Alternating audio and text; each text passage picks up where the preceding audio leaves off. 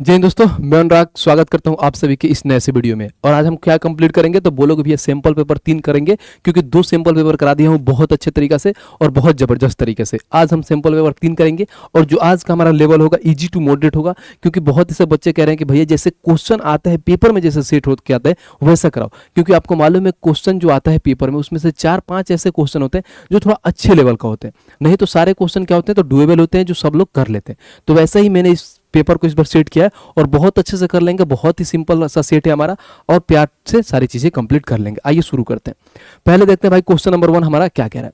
कह रहा है हमारे पास इसका मान ज्ञात करना है। तो भाई ऐसे सवाल को क्या करते हैं, सिंप्लीफिकेशन में मैंने पढ़ा रखा है कि इसको बैक साइड से सॉल्व करते हैं।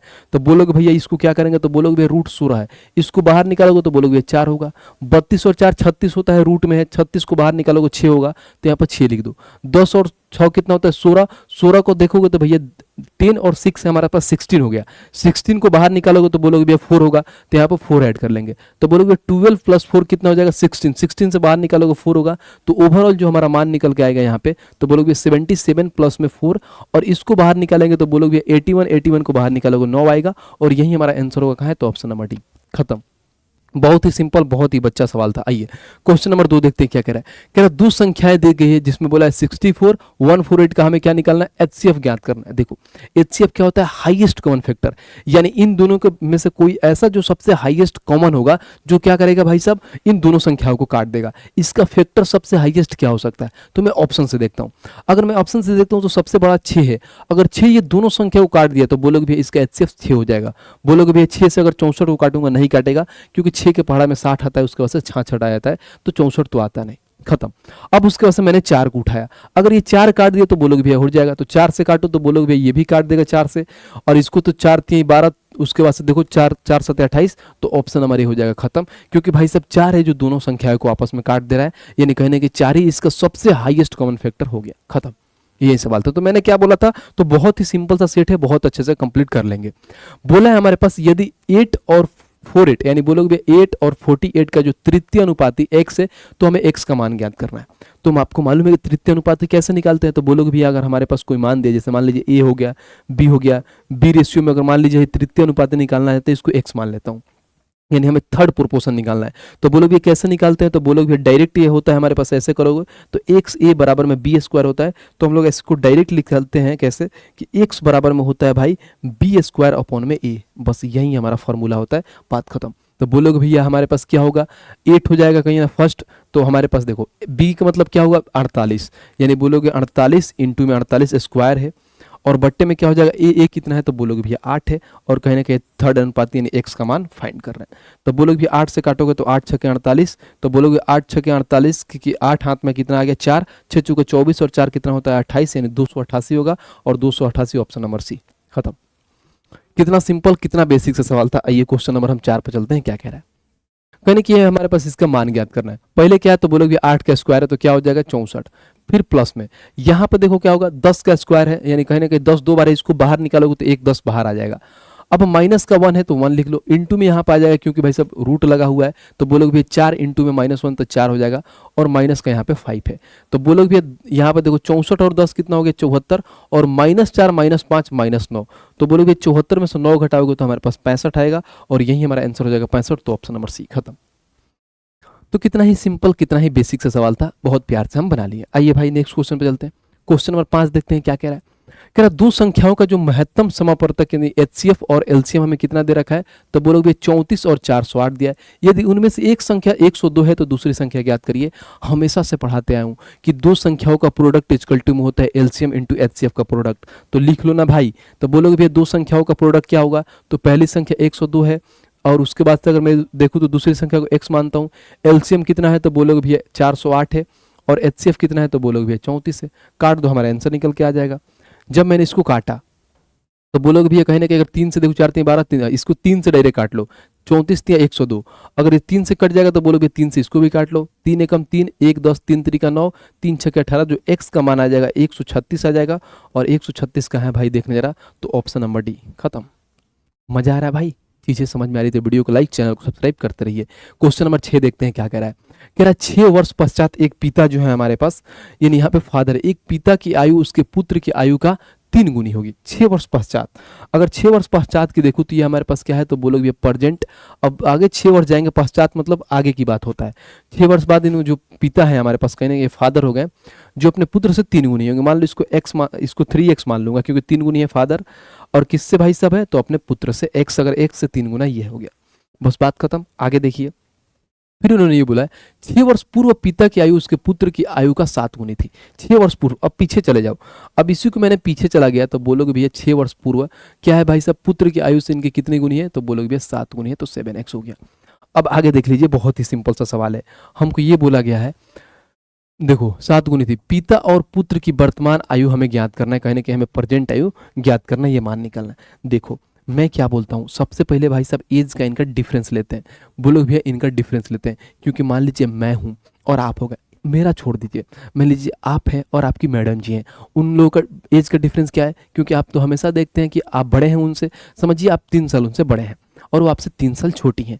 तो ऐसा थोड़ी है कि अगर मान लीजिए आप, जब आपका शादी हो रहा है, मान लीजिए अभी आप क्या है, तो बोलोगे भैया मैं तो अभी 25 साल का हूँ और आपकी मैडम जो है अभी कितने साल की है, 22 साल की है। अब शादी होता है मान लीजिए आपका 30 साल की उम्र में, तो क्या आपको लगता है कि आपका शादी जब 30 साल में होगा तो आपकी मैडम जी 32 साल की हो जाएंगी उस टाइम? होगा ऐसा, बताइए? अगर ऐसा होगा तो धोखा हो जाएगा। फिर बोलेंगे भैया मैं तो किसी और लड़की से प्यार किया था और मंडप में कोई और लड़की को बैठा दिया गया, तो धोखा हो गया, यानी कांड हो गया आपके साथ। यानी कहने के ये बोल सकते हो कि अगर मान लीजिए अगर शुरू से आप रिलेशनशिप में हैं, तो अगर आप 30 साल की हुई हैं, यानी आप 30 साल के हुए हैं, तो वो कितने साल की होंगी, तो बोलोगे भैया 3 साल के, वहां भी गैपिंग होगा, यानी वो कितने 27 साल की होंगी। यानी जब तक जिएंगे, अब मान लीजिए जब आपके बच्चे भी होंगे ना, तभी भी उस टाइम भी आपकी मैडम जी आपसे 3 साल छोटी रहेंगी। ये नहीं कि मतलब बढ़ती जाएंगी, आप वहीं पे स्टक हो जाएंगे, नहीं। ये जीवन भर जब तक आप साथ में रहेंगे, जब तक इस धरती पर रहेंगे, आप दोनों का एज का डिफरेंस 3 ही साल रहेगा। सेम वही होता है यहाँ पे कि भाई साहब सबका एज का डिफरेंस क्या होगा, तो भाई साहब बराबर होगा। तो बोलोगे भैया यहाँ एज का डिफरेंस 1 से यहाँ पे 3x है, तो बोलोगे भैया यहाँ पे 2 का डिफरेंस है, 2x है। यहाँ पे देखो 1 से और यहाँ पे बोलोगे भैया 7x है, तो यहाँ पे बोलोगे भैया 6x हो गया, यानी 2x, यानी बोलोगे भैया 6 है। तो हम ऐसा क्या करते हैं, इनको बराबर करते हैं। तो बराबर करेंगे तो जब इसमें 3 से गुणा करेंगे तो सब में 3 से गुणा कर लो, बराबर हो जाएगा।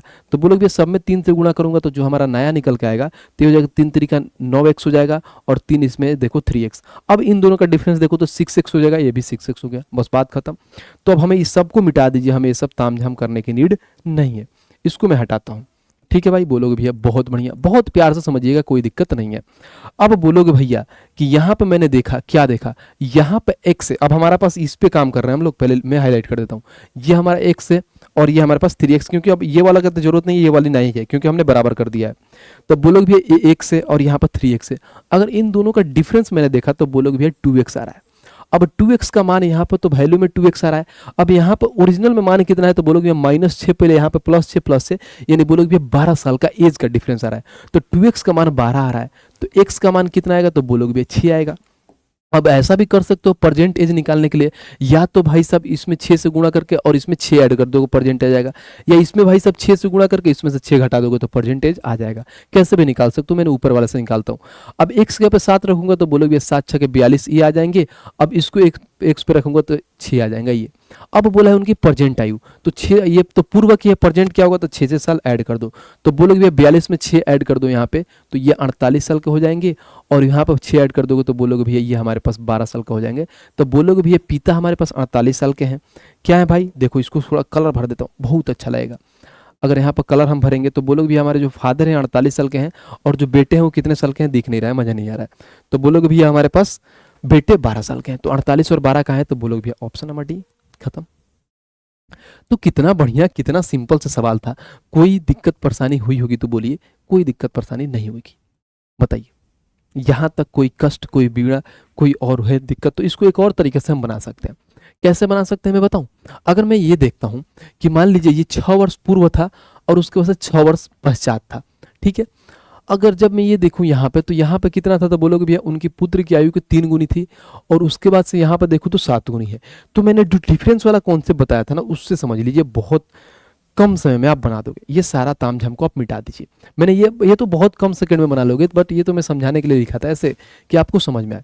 मैंने जब देखा ना तो बोलोगे भैया डिफरेंस हमारा कितना था, तो बोलोगे भैया पहले तो कितना 6 साल की बात करूं तो एक बार तो 3 गुनी था, जैसे मान लीजिए 1 हो गया, ये 3 था, और दूसरा बार हमारा कितना था, तो बोलोगे भैया हमारे पास अगर दूसरा में देखूं एक बार तो 7 गुनी था, अगर मैं एक देख लूँ तो 7 था। अगर मैं देखूं तो यहाँ पर 3 गुना, ये 7 गुना, अगर इन लोगों का डिफरेंस देखूं तो 4 गुना होगा। यानी ओवरऑल ये बोल सकते हो जो बाप और बेटे का डिफरेंस होगा कितने साल। अगर मान लीजिए यहाँ पर अगर मैं ये फादर लिखूं, यहाँ पे सन लिखूं, अगर सन को एक्स मानता हूं तो फादर कितना हो जाएगा, 4x हो जाएगा। यानी इससे 4 गुना ज्यादा होगा, यानी इससे 4 गुना ज्यादा होगा। तो ऑप्शन में देख लेते हैं कौन सा ऑप्शन है जो 4 गुना ज्यादा होगा। तो मैंने देखा तो 14 का 4 गुना कितना होता है, 56 खत्म। 16 का 4 गुना होता है 64 खत्म। अगर 10 का 4 गुना देखता हूं तो 40, यहाँ पर 46 खत्म। 12 का 4 गुना 48, ऑप्शन नंबर डी। देखा, तो ये है भाई क्या पढ़ाने का तरीका कि एक क्वेश्चन को कई तरीके से हम मोल्ड करके बना सकते हैं और बहुत प्यार से आपका आंसर निकल के आ जाएगा। बताइए मजा आ रहा है? बिल्कुल मजा आ रहा होगा। आइए क्वेश्चन नंबर 7 पे चलते हैं। क्या कह रहा है? कह रहा है एक टाइपिस्ट है हमारे पास, जो हमारे टाइपिस्ट है, जो जो नहीं है, जो हमें कहानी उनका बताता हूँ कि नए नए शादी हुआ है, उन्हीं की बात किया जा रहा है कि एक टाइपिस्ट है। एक टाइपिस्ट को 2 पेज टाइप करने में 40 मिनट लगते हैं, उसे 91 पेज टाइप करने में कितना समय लगेगा? ये भी कोई सवाल है भाई। अगर 2 पेज में देख रहा हूँ कि बोलोगे भैया 2 पेज ये 40 मिनट में कर रहे हैं, तो 1 पेज कितना देर में करेंगे भाई? तो बोलोगे भैया 1 पेज 20 मिनट में करेंगे। तो ये बोल रहे हैं 91 पेज टाइप करना है, तो बोलोगे भैया 91 पेज ये अपने आप का 91 गुना हो रहा है। तो बोलोगे भैया ये भी अपने आप का तो 91 गुना होगा, तो गुणा कर दो। तो बोलोगे भैया जो आंसर निकल के आएगा हमारा कुछ नहीं होगा, तो 91 में 20 से गुणा कर दीजिए, आंसर आ जाएगा 0 2 9 दूना 18, यानी 1820 पेज टाइप कर देंगे। कहाँ है भाई? ऑप्शन नंबर सी, खत्म। इतना तेज वैसे हमारे टाइपिस्ट काम नहीं करते, थोड़ा टाइम में कोताही करते हैं, बट ठीक है, क्वेश्चन का भाषा है तो मैंने बना दिया। आइए 8 नंबर क्वेश्चन देखते हैं भाई क्या कह रहा है। कह रहा है कि मधु और माधुरी 31 और 34 के अनुपात में निवेश करके एक व्यवसाय शुरू करते हैं। देख रहे हो कितना इसी एज में ये लोग व्यवसाय भी शुरू कर दिए, और हम लोग क्या है भाई, पढ़ रहे हैं। लड़कियां आजकल इतना फास्ट हो गई हैं भाई, तुम अभी नौकरी ले हुए, अगर नौकरी कब तक लोगे तब तक उन लोगों का एक साम्राज्य बन जाएगा। आजकल इतना फास्ट चल रही है लोग। ये देखो, यदि कुल लाभ इतना है तो मधु और माधुरी के लाभ का हिस्से का बीच का अंतर ज्ञात करना है। अगर अंतर की बात करूं तो बोलोगे भैया यहाँ पर देखो 34 और 31 यानी 3 का मल्टीपल हमारा आंसर हो सकता है। हो सकता है भाई, देखना जरा 3 का मल्टीपल, तब बोलोगे भैया 5 1 6, ऑप्शन नंबर तो बी हो नहीं सकता है। मैं भी एक हिट एंड ट्राई देखता हूँ। फिर यहाँ पर देखा तो 3 7 5 12 ये भी हो सकता है, 7 12 इन 3 ऑप्शन मिल गया, बनाते हैं। हमें बचपन से पढ़ते हैं कि कभी भी प्रॉफिट निकालना होता है तो इन्वेस्टमेंट इनटू टाइम करना होता है, बिल्कुल करना होता है। तो बोलोगे भैया इनका आय का अनुपात दे रखा है, इन्वेस्टमेंट दे रखा है, बोलोगे भैया 31:34 दे रखा है इन्वेस्टमेंट। अब इन्होंने ये बोला है, अब देखो निवेश करके यहाँ पे यदि कुल लाभ और मधुरी और हिस्से के बीच का ये है, निवेश करके एक व्यवसाय शुरू करते हैं, निवेश किया, और यहाँ पे कहीं ना कहीं टाइम का जिक्र ही नहीं किया गया है ब्रो। जब टाइम का जिक्र नहीं किया गया है, टाइम हमारा कांस्टेंट है, जब टाइम कांस्टेंट हो गया तो जो हमारा प्रॉफिट का रेशियो होता है यही बराबर होता है प्रॉफिट इक्वल टू इन्वेस्टमेंट।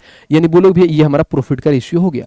तो बोलोगे भैया पैसा में प्रॉफिट कितना कमा रहे हैं, तो बोलोगे भैया 44,850 ये पैसा में कमा रहे हैं प्रॉफिट, 44,850। अब रेशियो में देखें तो कितना मान है, तो 5 और 3 3 यानी 6 यानी 65, और हमें निकालना क्या है डिफरेंस, यानी 34 और 31 का डिफरेंस, यानी 3 का मान निकालना है। अब लो भाई साहब इसको कटा कटा करो, हमारा आंसर निकल के आएगा। देखो कितना प्यार से मैंने देखा, 13 5 65, 13 से काटो, 13 3 39, उसके बाद से 5 58, फिर 13 चौका 52 होता है, 13 चौका 52, फिर उसके बाद से 13 5 65, 0 आ गया। इसको 5 से काट लो, 5 6 30, उसके बाद से 4 और 5 9 45, ये हो गया 690 का 3 गुना। तो बोलोगे भैया 0 9 3 27 के साथ हाथ में 2, 6 3 18 और 2 कितना होता है 20। तो बोलोगे भैया 20 70 होगा, 20 70 का है तो ऑप्शन नंबर डी, खत्म भाई। देखा कितना बढ़िया सवाल था, प्यार से बना लिया। आइए क्वेश्चन नंबर 9 देखते हैं। 9 हमारा क्या कह रहा है। कह रहा है एक दुकानदार ने एक वस्तु को 24 रुपए में खरीदा और उससे ऐसे अंकित मूल्य पर बिक्री के लिए रखा जिससे उसे क्रय मूल्य पर 80% का लाभ हो। ठीक है भाई, यहां तक समझ लिए।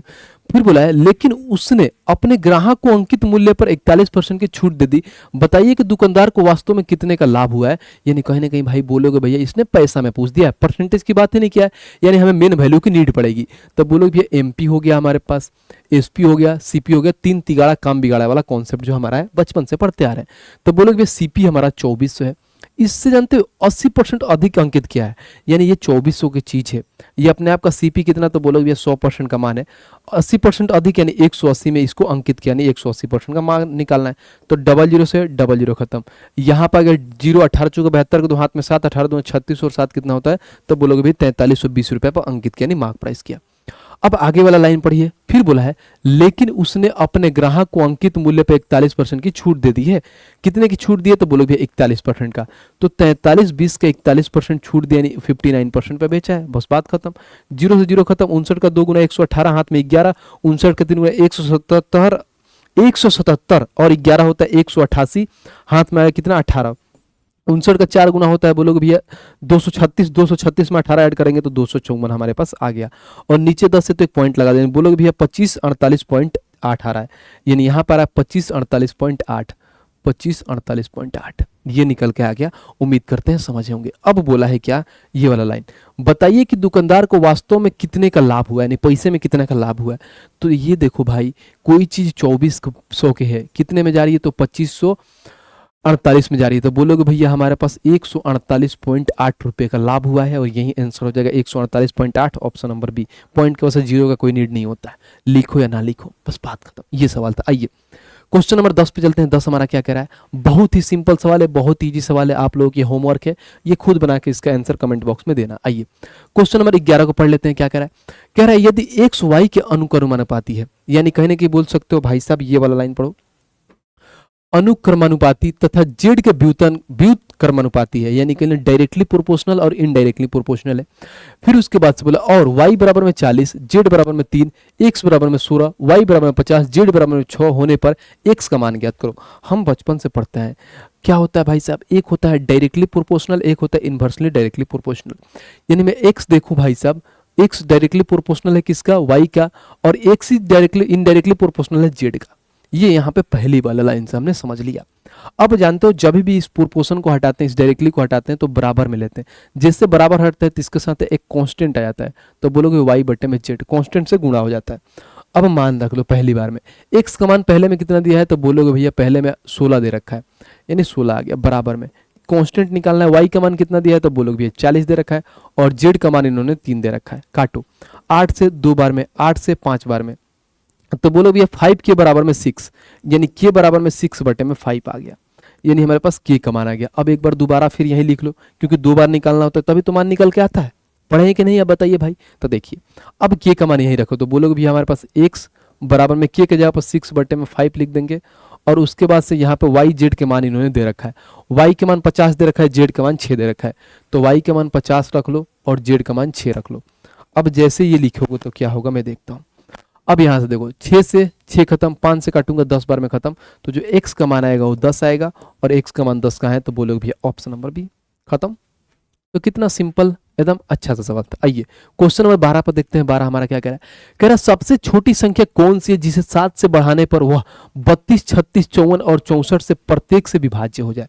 अब देखो एक तो ये तरीका होता है क्या कि सबका पहले एलसीएम ले लो और 7 कम कर दो, हमसे छोटी संख्या निकल के आ जाएगी। एक ऐसा होता है डायरेक्ट बनाओ, सबसे पहले अगर 7 बढ़ाने पर तो सभी ऑप्शन में मैं 7 बढ़ा लेता हूँ, सभी ऑप्शन में मैं बोलूँ ये 7 बढ़ा लेता हूँ, और जो हमारा आंसर आएगा यानी हम डायरेक्ट इसका डिविजिबिलिटी का कॉन्सेप्ट से उड़ा देंगे। तो बोलोगे भैया 7 बढ़ाऊंगा तो इसको कितना होता है, तो बोलोगे भैया 7 बढ़ा लो तो ये हो जाएगा हमारे पास 1400, कितना हो गया, तो 1446 हो जाएगा। इसमें 7 बढ़ाओगे तो बोलोगे भैया 1428 होता है। इसमें अगर 7 बढ़ाओगे तो बोलो भैया 1439 हो गया हमारे पास, और इसमें 7 बढ़ाओगे तो बोलो भैया 1252 हो गया। अब देखो डिविजिबिलिटी का कॉन्सेप्ट लगाओ, इसमें एक चीज मैं उठाता हूँ, बोलोगे भैया हमारे पास यहाँ पर मैंने देखा तो 36 उठाया, 36 का भाई साहब अगर मान लीजिए जो ऑप्शन यहाँ पे 36 से कटेगा तो सीधी सी बात है उसके फैक्टर से भी कटेगा, यानी 36 का फैक्टर क्या होगा, तो बोलो भैया 9 से भी कटेगा, 4 से भी 2 से कटेगा, 2 से भी कटेगा। अब सबसे पहले 2 उठा लेते हैं, सबसे सिंपल 2 का डिविजिबिलिटी का रूल ये कहता है ना भाई कि किसी भी कोई भी संख्या हो तो उसका इकाई अंक क्या होना चाहिए, सम होना चाहिए, इवन होना चाहिए। अगर वो इवन है तो 2 से कटेगा, नहीं तो नहीं कटेगा। तो बोलोगे भैया यहाँ पे 9 क्या है हमारे पास, बोलोगे भैया हमारे पास ऑड खत्म, यानी एक नंबर तो बी होगा ही नहीं, जीवन में नहीं होगा। अब आ जाओ 9 का मल्टीपल, 9 का मल्टीपल ये बोलता है कि संख्याओं का योग 9 होना चाहिए, अगर संख्याओं का योग 9 है तो 9 से कटेगा। तो बोलोगे भैया 6 4 10, और देखो 4 4 8 1 9, और ये हो गया 6 9 6 15। भाई साहब क्या 9 के पहाड़ा में 15 आता है, बिल्कुल नहीं। ये देखो 8 4 12 2 14 1 15, ये भी आ गया, ये भी कटता है, तो बिल्कुल नहीं, यानी खत्म। तो हमारे पास एक ही ऑप्शन होता है, ऑप्शन नंबर डी, यानी बोलोगे भैया 1252। भाई साहब देखो 9 का मल्टीपल से कटेगा, तो बोलोगे भैया अगर 1252 देखूं ये भी तो नहीं कट रहा है भाई, कहाँ गलती हो रहा है, यानी 1245 में 7 ऐड करूंगा तो ये 9 से तो कटेगा। अगर मैं देखूं तो बोलोगे भैया 5 2 7 2 9 1 10, ये भी 9 से नहीं कट रहा है, ये भी 9 से नहीं कट रहा है। अगर ये देखो तो 4 4 8 8 और 1 9, ये भी 9 से नहीं कट रहा है। फिर अगर मैं देखूँ तो 1428, तो देखो 8 2 10 4 14 1 15, ये भी नहीं कट रहा है। 9 6 3 9 1 10, ये भी नहीं कट रहा है। तो कहाँ कुछ तो जोड़ने में हम लोगों को गलत हुआ है। अच्छा जोड़ने में गलत इसलिए हुआ है ना क्योंकि ये 1721 है, हमने यहाँ पर क्या लिखा है, तो बोलोगे भैया 1428, यानी 1728 होगा ना भाई, ये 1728 होगा। क्या होगा भाई, तो बोलोगे भैया 1728 होगा, यहाँ पे गलती हुआ था। तो 1728 अब देखो, क्योंकि ये तो हमारा ऑप्शन होगा नहीं क्योंकि ये भी 9 से नहीं कट रहा है, बस यहाँ पे मैंने मिस्टेक कर लिया। तो 1721 में 7 ऐड करोगे तो बोलोगे भैया क्या होगा, तो हमको मालूम है कि 1728 हो रहा है, तो 1728 आपको क्या लगता है 9 से कटेगा, तो बोलोगे भैया 7 1 8 2 10 और 18, 9 के पहाड़ा में बिल्कुल आता है 18, तो बस बात खत्म, ये 9 से कटेगा। तो एक ही ऑप्शन, ऑप्शन नंबर सी, ये डायरेक्ट बन गया। कि डायरेक्ट हमने कैसे लिया, तो सबसे छोटी संख्या यही है जो क्या करेगा भाई साहब, ये सारे संख्या से, क्योंकि अब देखो ये 7 हमने ऐड किया है, जब इसका एलसीएम लेकर 7 माइनस करोगे तो ये देखो ना यही एग्जैक्ट आंसर आएगा 1721। उम्मीद करता हूँ समझे होंगे। आइए नेक्स्ट चलते हैं और क्वेश्चन नंबर 13 देखते हैं। 13 हमारा क्या कह रहा है, कह रहा निम्नलिखित व्यंजन का मान ज्ञात करना है, यानी कहीं ना कहीं हमारे पास ये फॉलोइंग जो एक्सप्रेशन दिया इसे मान ज्ञात करना है। तो बोलोगे भैया 5 का स्क्वायर 10 का स्क्वायर 15 का स्क्वायर करके 50 के स्क्वायर तक है, तो ऐसा थोड़ी है कि 5 का स्क्वायर 25 लिखेंगे 10 का स्क्वायर 100 लिख के ऐड करेंगे, बिल्कुल नहीं।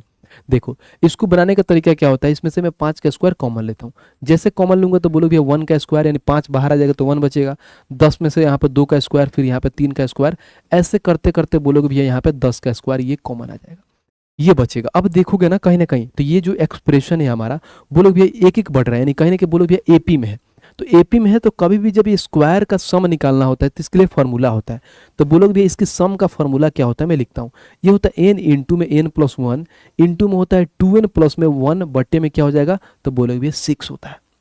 अब रख लो भाई, तो एन कितना है, तो लास्ट देखो 10, तो एन हो गया 10 हो गया, 10 में एक ऐड करो तो बोलोगे 11 हो गया, 10 दूना 20 और 1 21 हो गया, और बट्टे में 6 हो गया, ये ध्यान रखो। अभी 5 का स्क्वायर 25 यहाँ पर मल्टीप्लाई करना है, उसको आपको ध्यान में रखना है, फिर भी लिख देता हूँ नहीं तो कंफ्यूज हो जाओगे। 25 से गुणा करना है, इसको काटो, 2 से काटूंगा तो 3 बार में, 2 से काटूंगा 5 बार में, 3 से काट दूंगा 7 बार में। अब गुणा कर लीजिए, तो बोलोगे भैया ये कितना होता है 7 पचे 35, 35 में और 11 से गुणा करूंगा तो बोलोगे भैया 25 इंटू में हो जाएगा 385। ठीक है भाई, अब देखो 25 25 125 हाथ में 12, 25 हटे 200 में 12 ऐड कर दोगे तो 2 हाथ में 11, 25 3 75 और 11 हो गया हमारे पास 86, तो आंसर आएगा 86 25, और 86 25 कहाँ है, तो ऑप्शन नंबर सी, खत्म। तो बहुत ही सिंपल सवाल था, बस यहाँ पर समझना था, नहीं तो इसको बेसिक से बनाने जाते लंका लग जाता, बेसिक से तो बन ही नहीं पाता, उतना टाइम ही नहीं मिलता एग्जाम में। आइए क्वेश्चन नंबर 14 देखते हैं क्या कह रहा है, कह रहा है यदि ए के 75% का 160% बी के 150% के 2 गुने के बराबर है तो ए बी से कितने प्रतिशत अधिक या कम है, यह बताना है। बढ़िया सवाल है। बोलो भैया ए का 75% यानी बोल दो भैया 75 बट्टे में 100 हो गया, ऐसे ही बनाते जाओ। इसका का मतलब गुना होता है 160%, ये हो गया। अब देखो बराबर में बी का 150%, जो 150% है ना इसका 2 गुना है, तो बोलो भैया 2 गुना है तो 2 से गुणा, खत्म। अब इसी को हम क्या करेंगे, सॉल्व करेंगे। तो बोलोगे भैया कैसे सॉल्व करेंगे, तो यहाँ से देखो 100 से 100 खत्म। अब देखो यहाँ से 25 से काट 75 से डायरेक्ट काट लो इसको 2 बार में, 75 का 2 गुना 150 होता है। हम जानते हैं कि 0 से 0 को खा जाएगा। अब 2 और 2 4 होता है, 4 इसको 4 बार में खा जाएगा। अब जो आपके पास बचेगा ना भाई, तो बोलोगे भैया 2 से इसको काट लो, 2 से इसको काट लो 5 से, तो ऊपर जो बचेगा हमारे पास बोलोगे भैया 2a बराबर में 5 उधर जाके गुणा हो जाएगा तो 5b हो जाएगा। तो ए और बी का जो मान निकल के आएगा वो 5 हो जाएगा। अब बोलोगे भैया 2 होगा क्योंकि सामने वाला मान हो जाता है। तो हमसे बोला है कि कम है कि ज़्यादा है, ये जो है बी से क्या है कम है कि ज़्यादा है, तो बोलोगे भैया ज़्यादा है। तो ज़्यादा है तो लेस वाला तो ऐसे ही खत्म हो गया, ये खत्म। तो बोलोगे भैया कितना ज़्यादा है, ये बी से कितना प्रतिशत अधिक है, तो बोलोगे भैया 3 ज़्यादा है। 2 पे इंटू में 100% कर देंगे तो हमको मालूम है 3/2 होता है, डायरेक्ट 150% ज़्यादा है, और 150% ज़्यादा है कहाँ, तो ऑप्शन नंबर बी, खत्म। तो बोलोगे भैया 3/2 डायरेक्ट 150 कैसे हो गया, तो ऐसे हो गया। देखो 2 से इसको काटोगे 50 बार में तो 50 का 3 गुना होता है 150%, खत्म। कोई दुख कोई दर्द कोई कष्ट कोई पीड़ा यहाँ तक तो बोलिए बिल्कुल नहीं, बहुत सिंपल सवाल था। आइए क्वेश्चन नंबर 15 देखते हैं क्या कह रहा है। कह रहा 100 पुरुषों के पास 27 दिनों का राशन है, यदि 55 पुरुष चले गए तो शेष पुरुषों के लिए वही राशन कितने दिन तक चलेगा। बहुत ही सिंपल सवाल है। 100 पुरुष है, 27 दिनों तक राशन है, यानी टोटल राशन इतना हो जाएगा। इसमें से 55 चले गए हैं तो 45 पुरुष बचेंगे, ये राशन को कितने दिन में खाएंगे, तो 1 से गुणा कर दीजिए, दिनों का संख्या निकल के आएगा। तो बोलोगे भैया 9 3 27, 9 5 45, 5 से इसको काट दे 20 बार में, 20 से 3 से गुणा करूंगा नहीं 60 दिनों तक चलेगा भाई, तो 60 आंसर हो जाएगा, ऑप्शन नंबर ए हो गया। ये बहुत लल्लू लल्लू से सवाल है, 1 1 सेकंड वाले सवाल थे। आइए क्वेश्चन नंबर 16 देखते हैं क्या क्या है। कह रहा 520 और 550 के बीच सभी विषम संख्याओं का माध्यिका निकालना है। यानी माध्यिका मतलब क्या होता है, मीन। मीन मतलब यानी एवरेज निकालना होता है। तो बोलोगे भैया 520 से और 550 के बीच में निकालना है।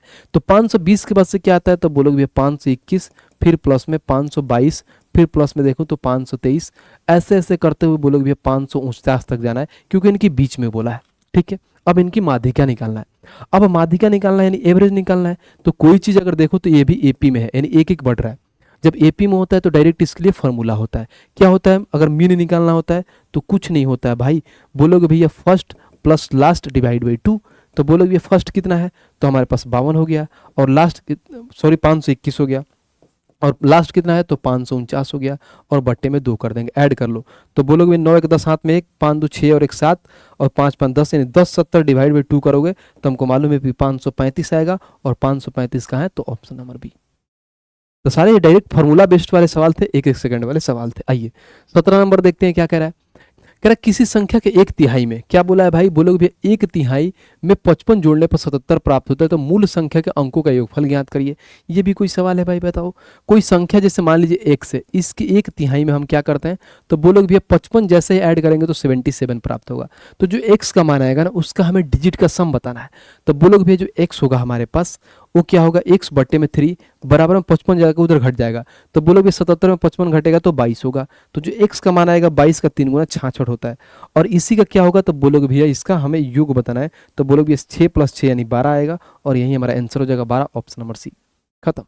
तो बहुत ही लल्लू, बहुत ही बेसिक सा सवाल था। आइए क्वेश्चन नंबर 18 देखते हैं। 18 हमारा क्या कह रहा है, कह रहा है ए किसी काम को 16 दिन में पूरा कर सकता है, और बी उसी काम को 24 दिन में पूरा कर सकता है। वे 5 दिनों तक एक साथ काम करते हैं, फिर एक काम छोड़कर चला जाता है, तो बी को शेष काम को पूरा करने में कितने दिन लाएंगे। बहुत ही बेसिक सवाल है। ए किसी काम को 16 दिन में कर रहा है, ठीक है। बी किसी काम को बोलोगे भैया 24 दिन में करता है, तो इनका एलसीएम ले लो, 48 हो जाएगा। ए का एफिशिएंसी 3, बी का एफिशिएंसी 2। जब ये आ गया ना, तो ये वाला लाइन पढ़िए, हमके पास क्या दिया है, वे 5 दिनों तक एक साथ काम करते हैं, फिर एक काम छोड़ के चला जाता है। 5 दिन तक एक साथ काम किए, तो बोलोगे भैया 5 दिन तक एक साथ काम करेंगे, एक साथ में एक दिन में कितना काम करेंगे, तो 5 काम करेंगे। फिर भाई साहब बोलोगे भैया एक काम छोड़ दिया, तो बी भाई साहब 1 दिनों में काम को कंप्लीट कर देगा। टोटल काम 48 है, खत्म। तो बोलोगे भैया 25 हो गया, तो यहाँ पे होगा बी का एफिशिएंसी कितना है, 2x के साथ करेगा। तो बोलोगे भैया पी बी का होगा 2 × में x हो गया हमारे पास, बराबर में 48 में से 25 घटा दोगे, तो बोलोगे भैया 25 में से यानी कहीं ना कहीं 23 हो गया। तो x का जो मान आएगा, बोलोगे भैया 23/2, या 23/2 होता है, कहीं ना कहीं 2 से 11 दूना 22, तो 11.5 दिनों में काम को कंप्लीट करेगा।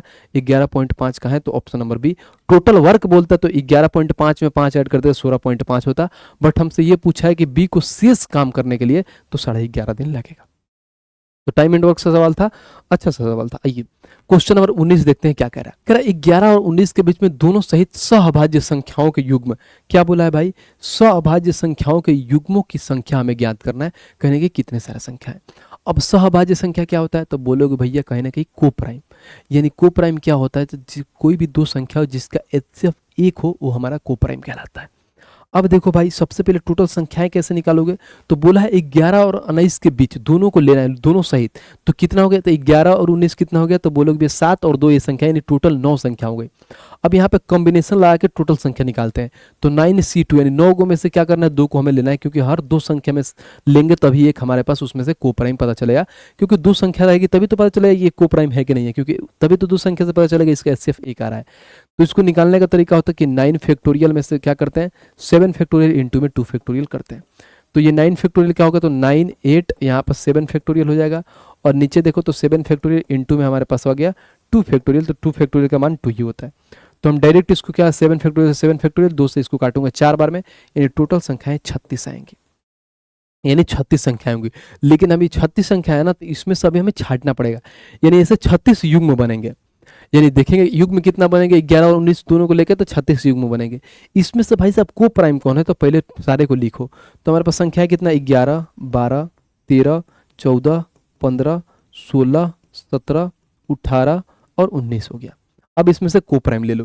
तो 11 के साथ किसी भी संख्या को रखोगे ना तो को प्राइम ही आएगा। जैसे मान लो 11 के साथ 12 रखो, को प्राइम बनेगा।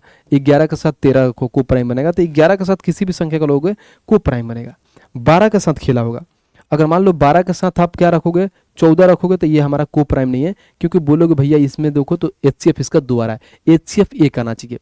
अगर 12 के साथ अगर मैं 15 का रखता हूँ तो बोलोगे भैया इसका HCF 3 आएगा, देखो 3 से कट जाएगा तो ये भी नहीं होगा, यानी 2 हमारे पास खत्म हो गए। फिर अगर मैं 12 का देखूँ तो बोलोगे भैया 12 के साथ अगर मैं 16 का रखूँ तो इसका भी HCF 2 आएगा, तो ये भी खत्म। फिर अगर 12 के साथ मैं 18 का देखूँ तो बोलोगे इससे HCF भी 2 आएगा, तो ये भी खत्म, यानी एच का HCF 2 भी आएगा, 3 भी आएगा, देखो तो ये भी खत्म हो गया, यानी यहाँ से 4 हमारे पास खत्म हो गया। अब आ जाओ 13 के साथ भी सेम वैसे ही, 13 के साथ किसी भी रखोगे तो एक ही आएगा HCF। 14 के साथ आ गया, खेला बन जाएगा। अगर मैं 14 के साथ देखूँ तो बोलोगे 14 के साथ अगर 16 रखोगे ना तो इसका HCF बोलोगे भैया क्या आएगा, तो 2 आएगा। और 14 के साथ अगर 18 रखोगे तो इसका HCF भी हमारे पास 2 आएगा, तो ये भी खत्म, यानी हमारे पास 6 संख्याएं मिल गई। अब आ जाओ 14 के बाद से अगर मैं देखूँ तो उसके बाद से कितना आ गया, हमारे पास 6 संख्याएं मिल गई है, 3 गो इधर 3 गो इधर। अब उसके बाद से 14 के बाद से 15 आ जाओ। अगर मैं यहाँ पे बोलोगे भैया कि 15 के साथ अगर मैं क्या रखूंगा, तो बोलोगे भैया 15 के साथ 18 रखोगे तो ये भी खत्म, यानी कहीं ना कहीं बोलोगे भैया इसका HCF भी तो 3 आएगा, तो HCF 1 आना चाहिए, ये भी खत्म। अब उसके बाद से एक आपके पास बचता है, वो क्या बचता है, तो बोलोगे भैया 16 बचता है, क्योंकि 16 के साथ 18 रखोगे तो इसका HCF भी 2 आएगा, तो ये भी खत्म। तो टोटल देखो तो कितना 3 3 6 2 8 संख्याएं होगी, इसमें से निकलेगी, यानी 36 में से ऐसी 8 संख्याएं होंगी जो को प्राइम नहीं होंगी। तो ओवरऑल कितना भाई सब इनके युग में कितने बनेंगे जो को प्राइम होंगे, तो बोलोगे भैया 28 संख्याएं बनेंगी, और 28 का है तो ऑप्शन नंबर सी। तो ये एक बहुत बढ़िया सवाल है, एग्जाम में बहुत बच्चे इसको छोड़ दिए होंगे, समझ लो अच्छा सा सवाल था। आइए क्वेश्चन नंबर 20 पे चलते हैं। 20 हमारा क्या कह रहा है, पढ़ते हैं। क्या क्या, एक खुले है जो शीर्ष घनाभीय बॉक्स की आंतरिक लंबाई, चौड़ाई और ऊंचाई हमें 8 सेंटीमीटर, 17 और 22 सेंटीमीटर दिया है, तो इसका आंतरिक पृष्ठीय क्षेत्रफल हमें बताइए कि आंतरिक पृष्ठीय क्षेत्रफल क्या होता है। सबसे पहले ये देखिए क्या होता है, जैसे मान लीजिए कोई एक घनाभ है, घना मान लीजिए इसी को है, थोड़ा ऊपर से, ये क्या है ऊपर से खुला हुआ है, नीचे से भी पैक्ड है, साइड से भी पैक्ड है, दोनों साइड से भी पैक है, इधर से भी पैक्ड है। तो सबसे पहले भाई साहब बोलोगे भैया हम पढ़ें कि चारों दीवारों का क्षेत्रफल कैसे निकालते हैं घन घना में, तो बोलोगे भैया 2 इंटू में L प्लस में B इंटू में H होता है। इसके साथ एक और चीज ऐड होगा, क्योंकि भाई साहब ऊपर से खुला हुआ है ना, नीचे से तो है ये इसका फर्श है, तो फर्श में भी क्या आता है, तो लंबाई इंटू में चौड़ाई आता है, तो इसका भी हमें एरिया लेना पड़ेगा, लंबाई इंटू चौड़ाई, और टोटल भाई साहब ये हमारा एरिया हो जाएगा, यही निकालना है। तो बोलोगे भैया मान रखो 2 हो गया, लंबाई इन्होंने कितना दिया है भाई, तो बोलोगे भैया लंबाई 8 है और चौड़ाई 7 है, तो 8 और 7 इसमें ऐड कर देंगे, बोलोगे भैया 8 है और 17 है, माफ करना 7 नहीं, और हाइट कितना है, तो बोलोगे भैया 22 है, और प्लस में क्या हो जाएगा, तो बोलोगे भैया 8 इंटू में 17। तो देखो 17 और 8 कितना होता है, तो बोलोगे भैया 25 का 2 गुना 50 होता है, 50 में अगर 22 से गुणा कर दीजिए, फिर यहाँ पे 17 8 कितना होता है, तो हमको मालूम है कि 17 8 होता है 136। अब ऐड कर लीजिए, तो ये हमारे पास हो गया 0 22 5 110, यानी 1100 प्लस में 136, यानी बोलो भैया 1236 आएगा, तो आंसर भी हमारा 1236 होगा, ऑप्शन नंबर ए खत्म। तो बहुत ही सिंपल, बस फार्मूला पे सवाल था, प्यार से बना लिया। आइए क्वेश्चन नंबर 21 देखते हैं क्या कह रहा है। कह रहा है AB एक वृत्त का व्यास है जिसका केंद्र P है, क्या भाई बोलो भैया जिसका केंद्र P है, C और D वृत्त AB के दोनों ओर स्थित बिंदु इस प्रकार है कि एंगल CAB 48 और ABD 55 डिग्री है। अब आइए भाई सब पहले सर्कल बना लेते हैं, कोई दिक्कत नहीं है। देखिए ये हमारे पास सर्कल है, बहुत बढ़िया। इसमें बोला है भाई एक व्यास है जिसका नाम क्या है, A और B है। A और क्या है भाई, तो बोलोगे भैया A और B इसका व्यास है। कोई एक बिंदु है जो बीच में जिसका केंद्र है, जिसका P बोल रखा है इन्होंने।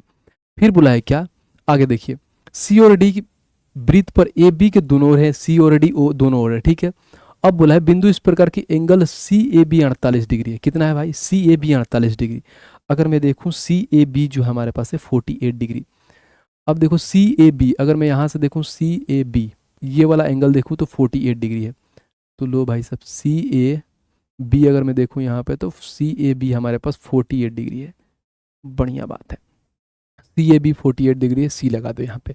फिर बोला है एंगल ABD जो है हमारे पास कितना है, तो बोलो भैया 55 डिग्री है, एंगल ABD 55 डिग्री है। ABD अगर मैं यहाँ पर देखूँ ABD 55 डिग्री है हमारे पास।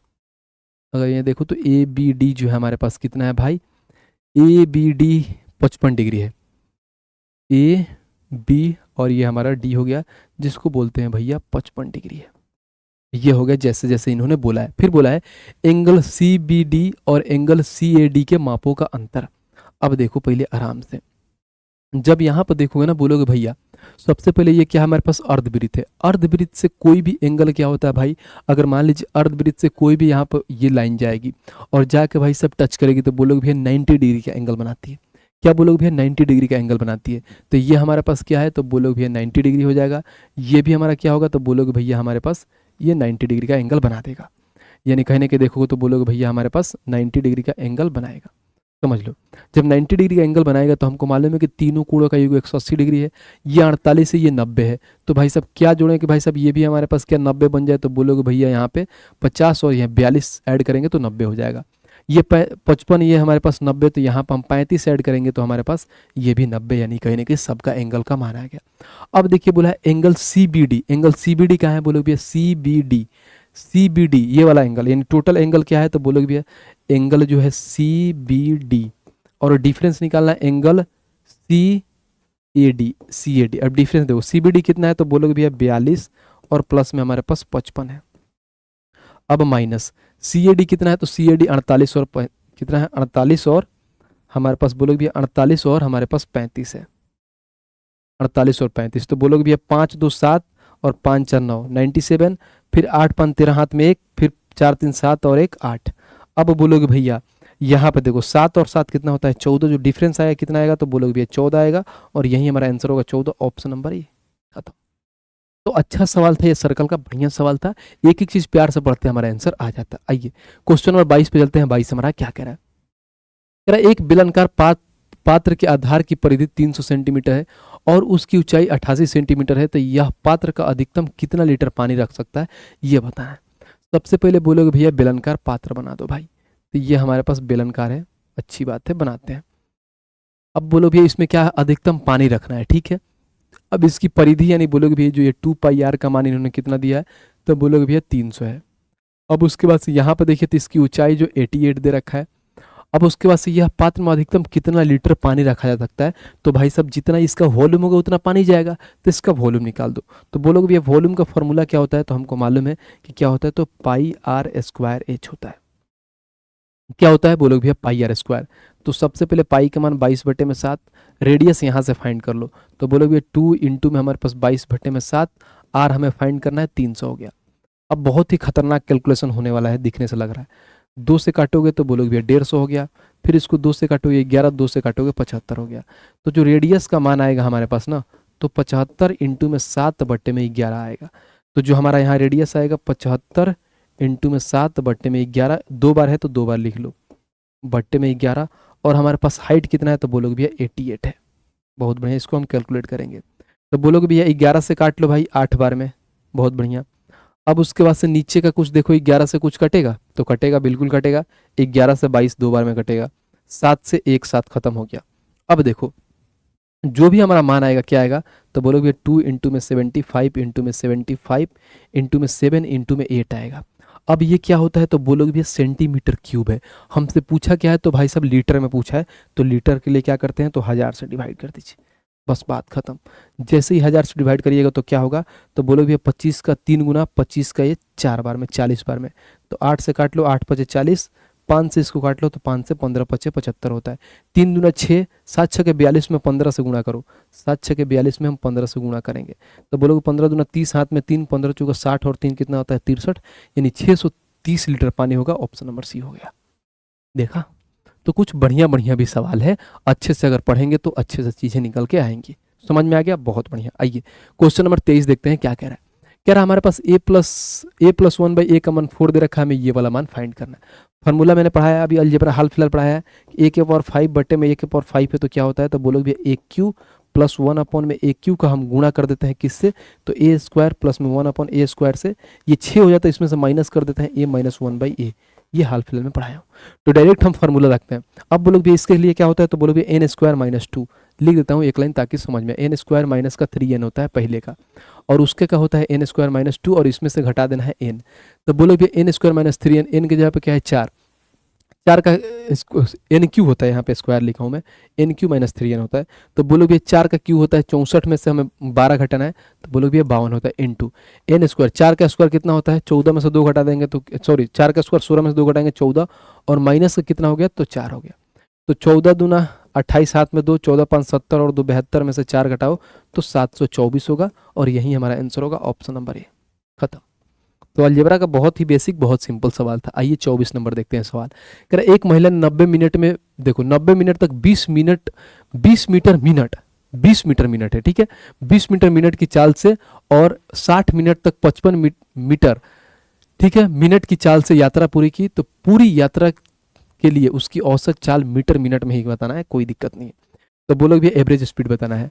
तो एवरेज स्पीड का फॉर्मूला होता है टोटल डिस्टेंस अपॉन में टोटल टाइम। तो टोटल डिस्टेंस कितना है, तो बोलोगे भैया 20 मीटर मिनट पर, यानी 20 मीटर मिनट चल रही है, ठीक है भाई। तो बोलोगे भैया 90 मिनट तक कितना जाएगी 20 मीटर के हिसाब से। तो बोलोगे भैया 90 मिनट में अगर 20 मीटर के हिसाब से देखूँ तो 9 दूना 1800 जाएगी। तो बोलोगे भैया यहाँ पे 1800 आ गया। फिर प्लस का आगे का देखिए, तो 60 के हिसाब से 55। तो बोलोगे भैया 60 के हिसाब से अगर 55 अगर हो गया तो 0, 6 पचे 30, हाथ में 3, 6 पचे 30 और 3 3300, यानी बोलोगे भैया 3300 मीटर। और बट्टे में टोटल टाइम कितना है, तो बोलोगे भैया 90 मिनट और 60 मिनट, यानी 150 मिनट हो गया। अब मिनट में ही पूछा तो आसान है हमारे लिए। 00 8 3 11, हाथ में 1 और उसके बाद से 3 और 1 कितना हो गया 4 और 1 5 और डिवाइड बाई 150। 0 से 0 खत्म, 15 से 15 3 45, फिर यहाँ पर 6 60, तो 15 चौका 7, यानी 34 मिनट लगेगा भाई। 34 मीटर मिनट पर सेकंड, मतलब मिनट के हिसाब से आएगी। ऑप्शन नंबर डी हो गया, खत्म। ये सवाल था। आइए नेक्स्ट मिलते हैं भाई। क्वेश्चन नंबर हम देखते हैं 25 हमारा क्या कह रहा है। कह रहा है साधारण ब्याज पे कोई धनराशि किस वार्षिक दर से 5 वर्षों में स्वयं का 5 गुनी हो जाएगी। ये भी कोई सवाल है। अब कोई चीज 100 है, 100 से 500 हो जाती है, कितना हो लग रहा है भाई, तो बोलोगे भैया 400। अब बोला है 400 कितने वर्ष में बोला है भाई, तो 5 वर्षों में। तो डिवाइड बाई 5 कर दो, रेट निकल के आ जाएगा 5 8 कितना, यानी 80 हो जाएगा, 80%। Option number C. तो बहुत सिंपल सवाल था, ठीक है भाई। आ जाइए नेक्स्ट पे। क्वेश्चन नंबर 26 देखते हैं क्या कह रहा है। कह रहा है एक मीनार के शीर्ष से भूमि पर इसके एक तरफ स्थित दो वस्तुएं का अवनमन कोण जो है 60 डिग्री है, 30 डिग्री है, और मीनार की ऊंचाई 450 मीटर है। तो वस्तुओं बीच की दूरी बताना है। अब देखिए यहाँ पे मीनार बनाइए, मैं यहाँ पे एक मीनार बनाता हूँ, ठीक है। अब बोलोगे भैया यहाँ पर, बोलोगे भैया यहाँ पर 30 डिग्री है, ठीक है, और यहाँ से एक और जब आगे आ गया तो यहाँ पर होता है 60 डिग्री, 2 डिग्री की बात किया। अब मीनार की ऊंचाई हमें दे रखा है 450, ठीक है। अब देखिए जब 30 डिग्री होता है तो इसके सामने वाला रेशियो क्या आता है, तो बोलोगे भैया सामने का मान 1 होता है, और टोटल का अगर मैं मान देखूं तो ये √3 होता है। और 60 का मान देखूं तो सामने का मान ये होता है √3 और इसका मान 1 होता है। जब यहाँ से लेके वहाँ तक 1 हो गया तो ये वाला मान कितना होगा, तो बोलोगे भैया √3 - 1, क्योंकि भाई साहब ये टोटल का मान √3 है, सो 1 घटाएंगे तो ये वाला मान निकल के आएगा। और देखो कहीं ना कहीं यही हमसे पूछा है, बोला है कि भाई साहब वस्तुओं के बीच की दूरी ज्ञात करना है, यानी पहले यहाँ वस्तु था अब यहाँ हो गया, यानी इनके बीच √3 - 1 का मान फाइंड करना है। तो देखिए, तो हम जानते हैं क्या, बोलोगे भैया पहले 1 का मान कितना दिया है 450, तो √3 का मान कितना आएगा, तो बोलोगे 450 में हम √3 से गुणा कर देंगे, यानी 450 √3 ये आ गया। अब देखिए अब √3 का मान 450 दिया, तो हम ऐसे बोल सकते हैं जो √3 का मान कितना है 450 है, तो 1 का जो मान निकालेंगे तो बोलोगे भैया 450 बट्टे में √3, जब नीचे √3 होता है तो ऊपर नीचे भी √3 से गुणा कर देते हैं, जिसकी वजह से ऊपर होता है 450 √3 और नीचे हो जाएगा 3। अब इसको जब काटोगे बोलोगे भैया 3 से काटोगे तो ये आ जाएगा 150 √3, यानी जो 1 का मान आया 150 √3, इसका मान कितना आ गया है, तो 150 √3। अब जब ये 150 √3 है, टोटल का मान कितना है 450 है, तो 450 में 150 घटाओगे तो ये आ जाएगा 200 √3, यानी कितना 300 √3। तो बोलोगे भैया ये हमारे पास आ गया 300 √3, और 300 √3 है, और उसके बाद से हमें क्या करना है भाई, कहने की देखो तो हमें किसका √3 - 1, यानी कहने की √3 450 में से हमें क्या घटाना है 150 √3, तो आ जाएगा भाई सब 300 √3, और 300 √3 कहाँ है भाई, तो 300 √3 ऑप्शन नंबर डी। बताओ, हाइट एंड डिस्टेंस का एक बढ़िया सवाल था। आइए नेक्स्ट चलते हैं, क्वेश्चन नंबर 27 देखते हैं क्या कह रहा है। कह रहा है यदि 6 sin y प्लस में cos y बराबर में √5 sin y दे रखा है तो हमें tan y का मान ज्ञात करना है। देखो सबसे बढ़िया सवाल है, अच्छे से देखो, एक बार मैं इसको लिखता हूँ। मैं ऐसा करता हूँ ना कि इसको अगर मान लो sin y ना, तो सब में हम cos y से डिवाइड कर देते हैं। जैसे cos y से डिवाइड करेंगे तो बोलोगे भैया यहाँ पर 6 tan y हो जाएगा, 6 tan y हो जाएगा। फिर उसके से प्लस में हमारे पास देखो तो ये 1 हो जाएगा, क्योंकि cos y काट देगा, बराबर में √5 tan y हो जाएगा हमारे पास। ठीक है भाई, ये tan y हो गया। अब देखो क्या करेंगे, यहां से क्या होगा tan y होगा, तो मैं ऐसा करता हूं कि इसको इधर ले लेता हूं खींच के इधर। तो बोलोगे भैया ये हमारे पास अगर मैं देखो तो 6 tan y और माइनस का हो जाएगा √5 tan y, और बराबर में माइनस का ये 1 हो जाएगा क्योंकि इधर चला जाएगा। अब यहाँ से क्या होगा, तो बोलोगे भैया यहाँ से अगर मैं देखूँ तो tan y कॉमन लूंगा मैं, तो हमारे पास जो निकल के आएगा वो क्या निकल के आएगा, तो यहाँ पर 6 माइनस का √5 निकल के आएगा। और बराबर में क्या है तो माइनस का 1 है। तो जो tan y का जो मान आएगा हमारे पास, tan y का मान आएगा और क्या आएगा तो बोलोगे भैया ये आ गया माइनस का 1 बट्टे में 6 माइनस का √5, ये निकल के आएगा tan y का मान, यानी माइनस का 1 और नीचे हो जाएगा कितना तो बोलोगे भैया 6 माइनस का √5 आ जाएगा। ठीक है, यहाँ तक तो समझ में आ गया, कोई दिक्कत परेशानी कोई कष्ट और पीड़ा है तो बोलिए बिल्कुल नहीं। अब देखो मैं क्या करता हूँ, क्योंकि हमारे पास tan y का ही मान निकालना है, ऐसा कुछ मान नहीं दिया तो मैं इसको क्या करता हूँ सरलीकरण करता हूँ। तो नीचे माइनस है तो 6, ऊपर क्या करता हूँ प्लस से गुणा करता हूँ √5, और नीचे भी बोलोगे भैया 6 और माइनस प्लस का √5, तो ऊपर तो सेम आ जाएगा तो बोलोगे भैया माइनस हो जाएगा तो -6 माइनस का √5 हो जाएगा। और नीचे के मैं देखूँ तो बोलोगे भैया हमारे पास देखो ये हो जाएगा 6 का स्क्वायर, 6 का स्क्वायर कितना होता है a minus B into a+b, तो 6 का स्क्वायर 36 में से हम क्या करेंगे तो बोलोगे भैया 6 का स्क्वायर 36, ठीक है, उसके बाद से minus a square minus b square minus 5 √5 का स्क्वायर 5, तो 36 माइनस का 5 हो जाएगा। ठीक है भाई, तो बोलोगे भैया माइनस का 6 उसके बाद से माइनस √5 और बट्टे में कितना आ जाएगा तो बोलोगे भैया माइनस √5 और बट्टे में कितना 36 में से 5 गया 31, तो आंसर निकल के आएगा -6 √5 और 80 कहाँ है भाई ऑप्शन नंबर बी। तो -6 माइनस √5 बट्टे में 31 कहाँ है तो ऑप्शन नंबर बी। आइए नेक्स्ट चलते हैं भाई, क्वेश्चन नंबर 28 देखते हैं क्या कह रहा है। कह रहा है x square minus 4x plus 7 x minus 2 से भाग करने पर हमें शेषफल क्या प्राप्त होगा। ये जब x माइनस 2 है तो हम क्या करते हैं x माइनस 2 बराबर में 0, तो x की जगह पर हम 2 रख के देखते हैं। x की जगह पर 2 रखिए तो 2 का स्क्वायर कितना होता है 4 माइनस 4 दूना 8 प्लस में 7, तो बोलोगे भैया देखो 7 और 4 11, 11 में से 8 गया तो बोलोगे भैया 3 आ गया और 3 का है तो ऑप्शन नंबर ए। आइए नेक्स्ट पे चलते हैं भाई, क्वेश्चन नंबर हम 29 देखते हैं। 29 हमारा क्या कह रहा है, उसके बाद से देखिए एक आयताकार कागज की लंबाई जो हमारे पास 44 सेंटीमीटर दिया है और चौड़ाई इतना दे रखा है, कागज को उसकी लंबाई के अनुदिश मोड़ने पर एक बेलन बनता है। बढ़िया सवाल है। सबसे पहले बोलोगे भैया एक आयताकार कागज ले लेते हैं, यानी ये हमारा आयताकार कागज हो जाएगा। ठीक है, अब इसके लंबाई के अनुदिश इन द सेंस क्या, ये लंबाई है तो ऐसे मोड़ेंगे, यानी इधर से हम मोड़ते हैं, इधर से जब मोड़ेंगे ना तीनों लंबाई कितना दे रखा है तो बोलोगे भैया 44 दे रखा है, और जो उसका चौड़ाई दिया है तो 89, और मोड़ते हैं तो क्या बनता है तो बोलोगे भैया एक बेलन बनता है। तो बेलन बनता है तो ध्यान रखना है जिस तरह से मोड़ते हैं, यानी ये इस साइड से मोड़ते हैं तो ये इसका क्या होगा तो बोलोगे भैया ये हाइट का काम करेगा, यानी 89 तो इसका हाइट हो जाएगा।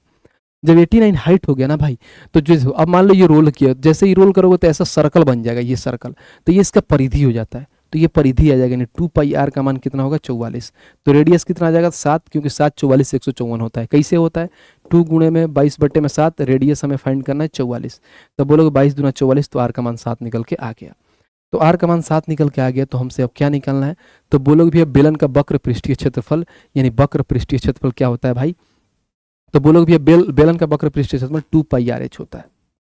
ठीक है भाई, तो बोलोगे भैया 2 पाई का मान 22 बट्टे में 7, आर कितना है भाई तो बोलोगे भैया 7 है, और एच कितना है तो 89 है, बस बात खत्म।